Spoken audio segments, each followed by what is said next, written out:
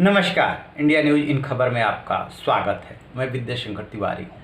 पिछले दिनों अपने जो मंदिर हैं, धार्मिक स्थल है, वो काफ़ी चर्चे में थे क्योंकि कांग्रेस के वरिष्ठ नेता और महाराष्ट्र के पूर्व मुख्यमंत्री पृथ्वीराज चौहान ने ये कहा था, ये अपील की थी कि संकट की घड़ी है, कोरोना वायरस ने जो कोहराम मचाया है, ऐसे में जो भी धार्मिक स्थल है उनके पास जो सोना है वो उन्हें जो है बैंकों में जमा कर देना चाहिए और लोगों की मदद करनी चाहिए। इसको लेकर के खासा विवाद हुआ कि सोना किसके पास होता है। मंदिरों के पास होता है, चर्च और जो मस्जिद है उनके पास होता नहीं, तो क्या किसी वर्ग विशेष को निशाना बनाया जा रहा है। इसको लेकर खूब बहस हुई और कांग्रेस ने अपने इस पर मौन साध गई और पृथ्वीराज चौहान को सफाई देते नहीं बन रहा था।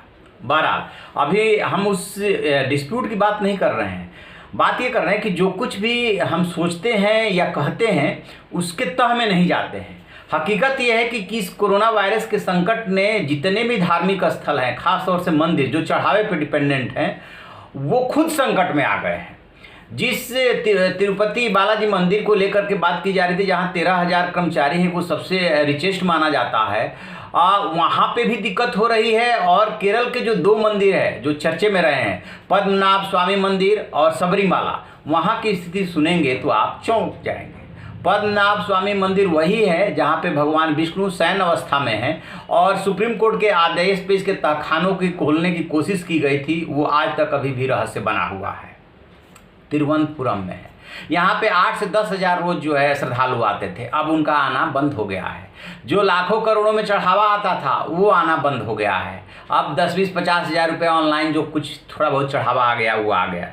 अब इसके पद्मनाभ स्वामी मंदिर के कार्यकारी अधिकारी वी रथीसन कह रहे हैं, वहाँ की स्थिति सुनिए कि अपने 307 कर्मचारियों को वेतन देने के लिए हम बैंक में जमा धनराशि और दूसरी राशियों का उपयोग कर रहे हैं।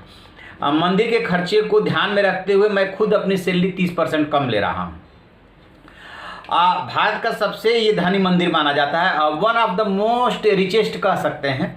यहाँ पे उत्तर भारत के राज्यों से भी काफ़ी संख्या में लोग आते हैं और अब स्थिति यहाँ तक पहुँच गई है कि कहीं कर्मचारियों की और ज़्यादा सैलरी कटौती की नौबत ना आ जाए। मार्च और अप्रैल में यदि जो नुकसान हुआ है उसका यदि आकलन करें तो कह रहे हैं कि 4 से 6 करोड़ रुपए का नुकसान हुआ है। अब यहीं पे केरल में ही तिरुवनंतपुरम से 175 किलोमीटर दूर जो है सबरीमाला मंदिर है। सबरीमाला मंदिर में भी सुप्रीम कोर्ट के इंटरफेयर पे ही महिलाओं को जाने का आदेश दिया गया था, आपको याद होगा, बहुत आंदोलन हुआ। वो भी काफ़ी धनी मंदिर माना जाता है, वहाँ पे भी काफ़ी चढ़ावा आता है, वहाँ की भी स्थिति ठीक नहीं है। तो वहाँ पे जो त्रावणकोर देवास्वम बोर्ड है वो वहाँ के 125 मंदिरों का प्रबंधन देखता है। उसके चेयरमैन हैं एन वासु। वो कह रहे हैं कि सबरीमाला मंदिर भी शामिल है जिस पे संकट मंडरा रहा है। लॉकडाउन की घोषणा के बाद इन मंदिरों में पैसा आना बंद हो गया है। यहाँ पे जितने भी मंदिर हैं उनमें से अकेले सबरीमाला से 100 करोड़ रुपए आते हैं और बाकी मंदिरों से 100 करोड़ रुपए आते हैं। केरल के दूसरे अमीर मंदिर और भी हैं, लेकिन फिलहाल चूंकि हम इन्हीं दोनों मंदिरों की बात कर रहे हैं और दोनों बहुत इनके यहाँ चढ़ावा आता है, लेकिन दोनों संकट में हैं। वहाँ पे जो कर्मचारी हैं उनको सैलरी देने के लिए पैसा नहीं है क्योंकि चढ़ावा आना बंद हो गया है। तो अब जो इन मंदिरों के पास सोना या जो संपत्ति है जो बैंकों में जमा है या जहाँ से इंटरेस्ट आ रहा है, उसी के भरोसे यहाँ की व्यवस्था चल रही है। इसलिए मैं ये कह रहा हूँ कि बिना जाने समझे कुछ भी कह देना कि आपके पास जो सोना है उसको डोनेट कर दीजिए या आपके पास जो संपत्ति है संकट की घड़ी में दे दीजिए, निश्चित रूप से मदद करनी चाहिए। लेकिन मुझे लगता है कि चाहे मंदिर हो, चाहे मस्जिद हो, चाहे गुरुद्वारा हो, चाहे चर्च हो, ये उन्हीं पे छोड़ देना चाहिए कि संकट की घड़ी में आप क्या करने की स्थिति में है, देश के लिए, समाज के लिए वो कीजिए। और ये खुद ही उन्हें अंदर से प्रेरणा आनी चाहिए कि हम इतना कर सकते हैं और हमें ये करना चाहिए। अनावश्यक डिस्प्यूट में घसीटने से किसी समस्या का समाधान नहीं और उससे कुछ मिलने वाला भी नहीं।